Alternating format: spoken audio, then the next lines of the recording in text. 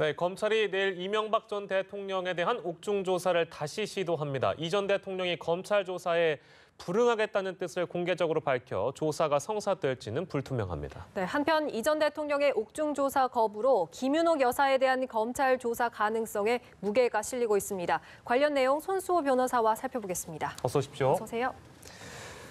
예, 단순하게 생각하면 이 전 대통령은 검찰 조사에 불응하겠다는 뜻을 밝히고 있고 검찰은 진술에만 의존하지 않고 증거로 입증하겠다 이렇게 나오고 있기 때문에 단순하게 생각하면 그렇습니다. 그러니까 그 피의자가 싫다고 하는데 검찰은 왜 계속해서 설득을 하려고 하는가? 왜 계속해서 옥중 조사를 시도하는가 궁금해지거든요.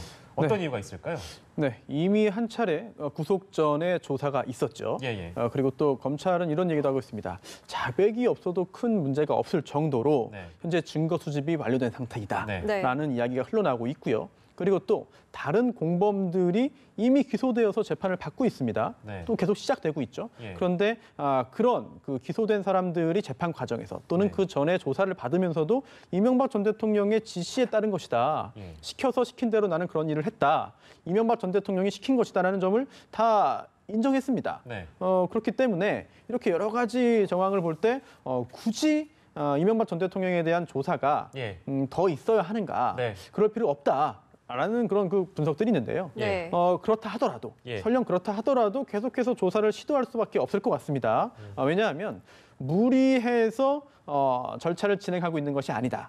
특히 계속해서 전직 대통령에 대한 비록 구속되어 있는 상태지만 계속해서 배려를 하고 있고 또한 최선을 다해서 정상적인 절차를 진행하기 위한 노력을 하고 있고 그리고 또 검찰청사로 부르는 것이 아니라 데리고 온 것이 아니라 방문해서 제발 조사를 하자, 받아달라라고 하는 그런 설득과 부탁을 하고 있다는 점을 보여준다면 이 부분은 이명박 전 대통령이 합법 절차에 불응하는 것이지 검찰이 무리한 조사를 하는 것으로 비춰지기는 않거든요.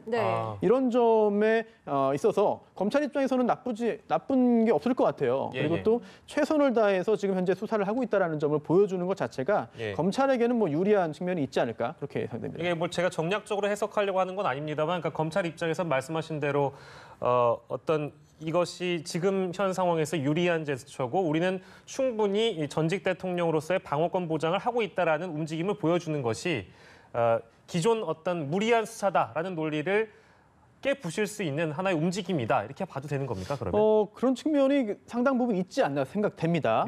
물론 전직 대통령을 지금 구속 상태에서 수사를 해야 되는데 추가적으로 지금 수사를 해야 되는데 이게 피의자가 응하지 않으면 사실은 뭐 진술을 거부한다라고 한다면 그걸 입을 강제로 열게 할 수는 없는 것이거든요.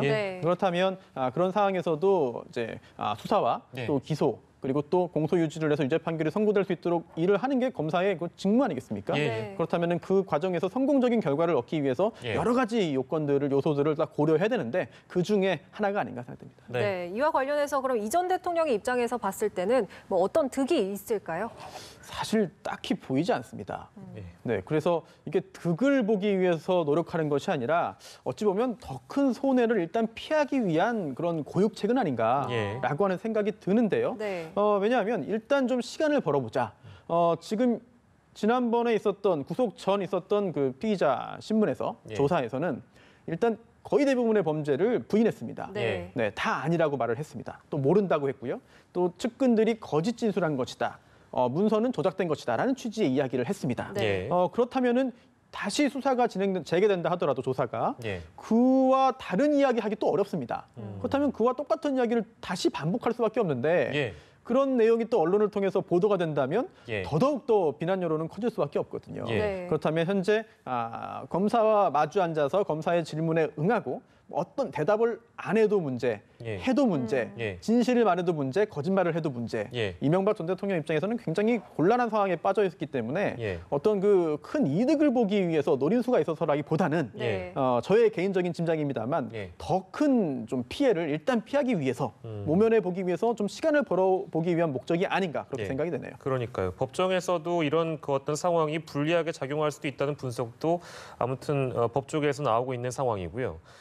또 하나 불리한 것은 검찰 수사를 이렇게 계속해서 거부하는 이유가 혹시나 지금 문제되고 있는 자신의 측근, 특히 가족들에게 수사가 깊숙이 들어가지 않을까라는 차원에서 보이콧을 하는 게 아니냐라는 라는 것이 첫 시작이었는데 근데 오히려 구속 후 조사를 계속해서 거부하니 그렇다면 검찰 입장에서는 우리가 이 전 대통령의 가족을 직접 만나겠소 하는 분위기가 되어가고 있습니다.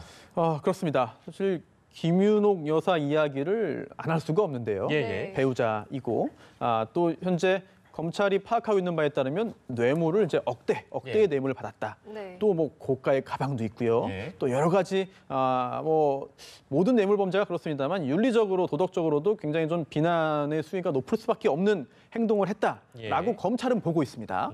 검찰의 이야기에 따르자면 그런 건데요. 네. 또 다수의 법인카드를 수억 원을 사용했기 때문에 이런 것도 굉장히 좀 비난 가능성이 커 보입니다. 네. 또 아들이죠. 또 이시영 씨도 수사 선상에 올라 있는 상황이고 이미 뭐 조사를 받기도 했습니다. 네. 그런데 이게 단순 참고인으로 보기는 어려울 것 같습니다.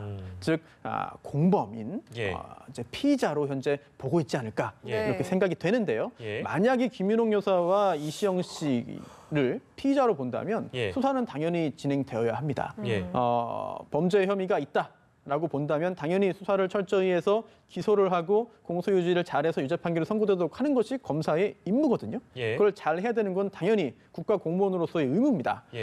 그런데 이 상황, 이 사안의 특수성도 고려를 해야 될 것 같아요. 네. 전직 대통령의 가족이 지금 현재 수사 대상에 올랐다는 점을 본다면은 그냥 직선적으로 앞만 보고 진행을 했을 때 과연 가장 효과적인, 가장 성공적인 수사 결과가 나오겠느냐.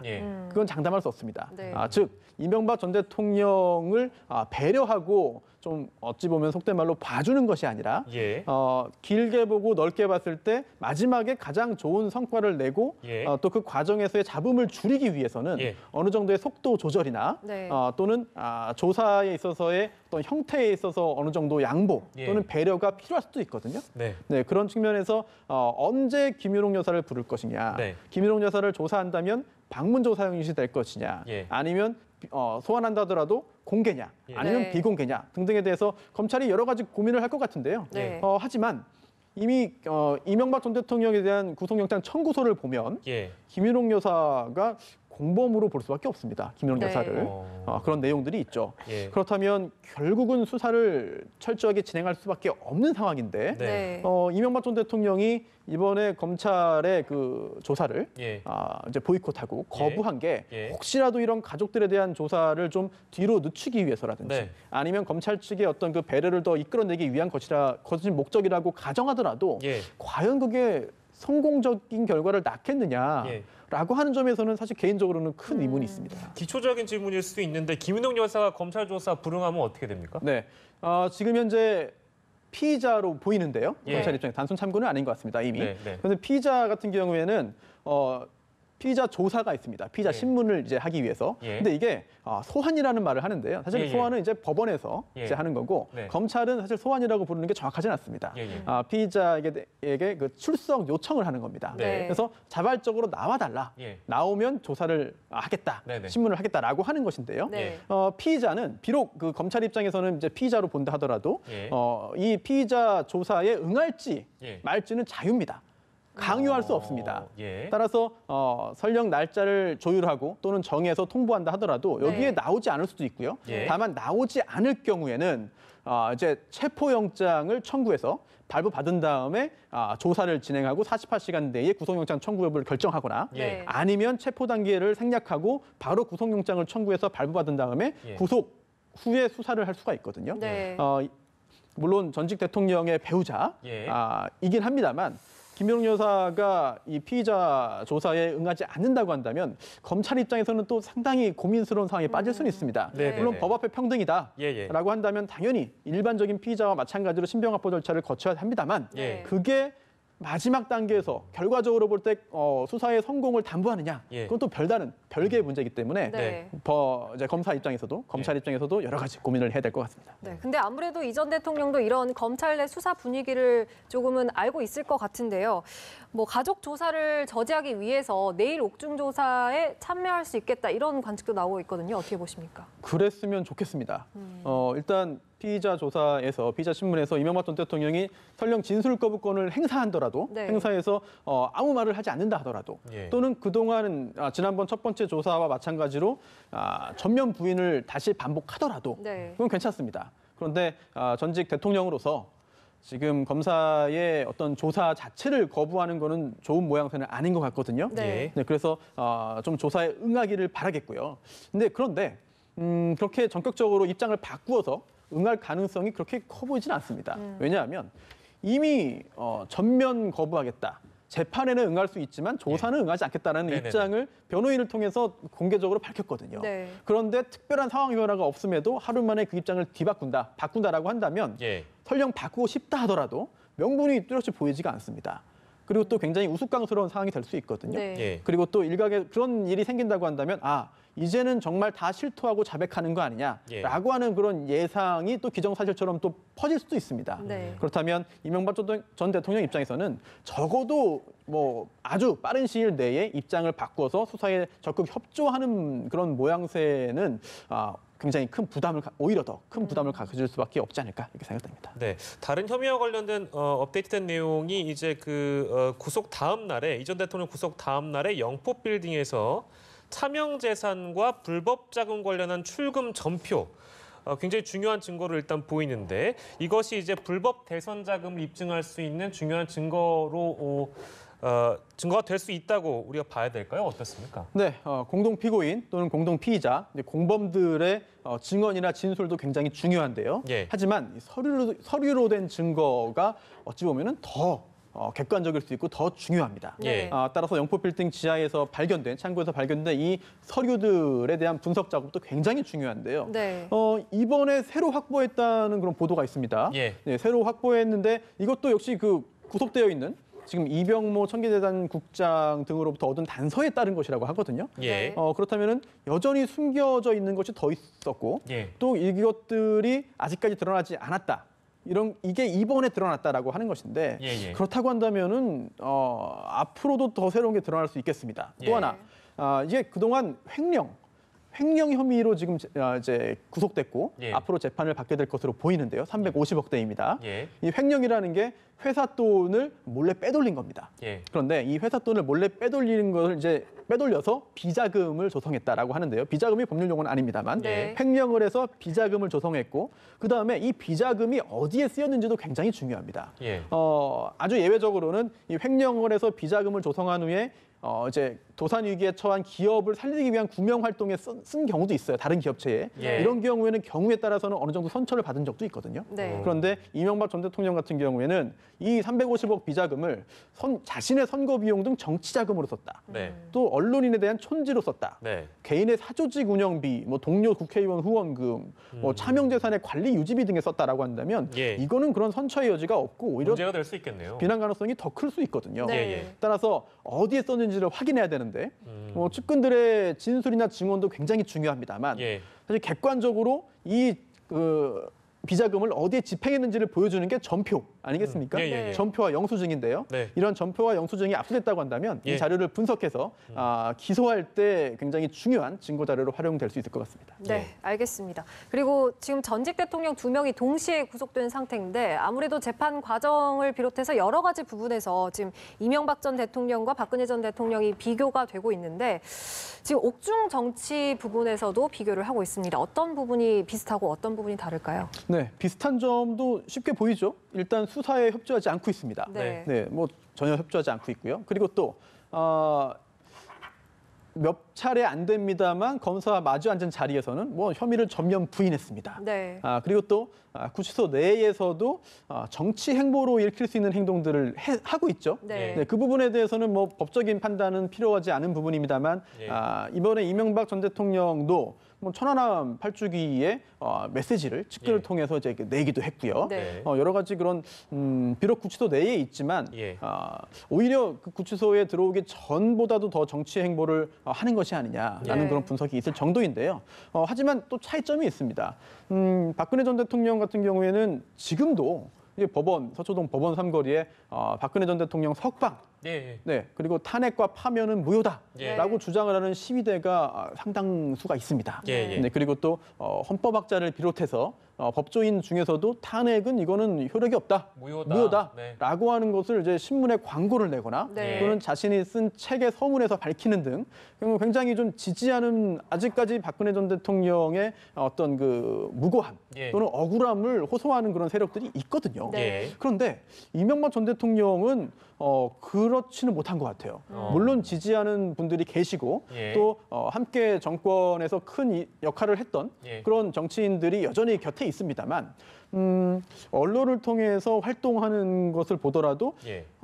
수적인 부분이나 예. 또는 뭐 주장의 강도라든지 예. 이런 것도 약간의 그런 그 차이는 좀 느껴지는 것 같습니다. 네. 그래서 법적인 부분은 아닙니다만 정치적인 부분에서도 어느 정도의 차이점이 느껴지지 않나 이렇게 생각됩니다. 다음은 안희정 전 지사 얘기를 저희가 시간이 조금 부족한 상황이긴 합니다만 일단 해보면 혼선은 좀 있었는데 일단은 법원이 28일로 영장 심사를 미뤘고 안 전 지사가 또 출석을 하겠다고 합니다. 지금 상황이 네. 이렇게 돼 있는데요. 네. 이미 결정이 난 사안이니까요. 영장 심사를 일단 받게 되면 핵심 쟁점은 뭐고 구속의 여부를 어떻게 예상하시는지 듣고 저희가 좀 이 시간 마무리하겠습니다. 네. 유죄 무죄를 가리는 건 아닙니다만 예. 구속영장을 발부하기 위해서는 일단 그 범죄 사실의 소명이 있어야 됩니다. 네. 즉 그 범죄를 저질렀다는 상당한 그 사정이 있어야 됩니다. 과연 검사가 그 정도의 소명 자료를 제출했을지 예. 굉장히 궁금하고요. 또 증거인멸의 염려라든지 또는 그 고소인에 대한 위해 우려. 그리고 또 물론 굉장히 중요한 정치인이었기 때문에 또 전직 예. 지사였기 때문에 도주의 우려가 없다라고 볼 수 있습니다만 네. 사실 지금 기거하고 있는 곳이 친구 소유의 컨테이너라고 지금 알려져 있습니다. 보도가 되고 네. 있더군요. 네, 예. 그렇다면 이거는 원래 그 거처도 아니기 때문에 예. 도주의 염려도 인정될 가능성을 배제할 수 없어 보입니다. 네. 결국 이런 것들을 종합적으로 검토해서 구속 여부가 결정될 텐데 예. 하지만 가장 우선적으로 필요한 것이 범죄 사실의 소명입니다. 예. 즉 여러 가지 논란이 있고 문제점이 있고 도덕적, 정치적 비난은 가능합니다만 예. 과연 이게 위력에 의해서 가늠했다고 볼 수 있겠느냐? 실제 네. 강압의 여부. 그렇습니다. 그렇죠? 네. 이게 자발적으로 동의에 의해서 한 것이 아니라 예. 위력을 행사해서 강압적으로 동의 없이 한 것이냐 여부에 대해서는 입장이 충돌하고 있거든요. 네. 검사가 어느 정도로 증거를 수집했으며 또 안희정 전 지사 측에서 그에 대응할 수 있는 증거 자료를 얼마나 제출했을지 예. 언론을 통해 다 드러나지 않았기 때문에 네. 이번에 영장실질 심사를 통해서 법관의 판단을 받아봐야 될 것 같습니다. 네, 알겠습니다. 이명박 전 대통령, 안희정 전 충남지사 이야기 오늘 손수호 변호사와 함께 나눠봤습니다. 고맙습니다. 고맙습니다.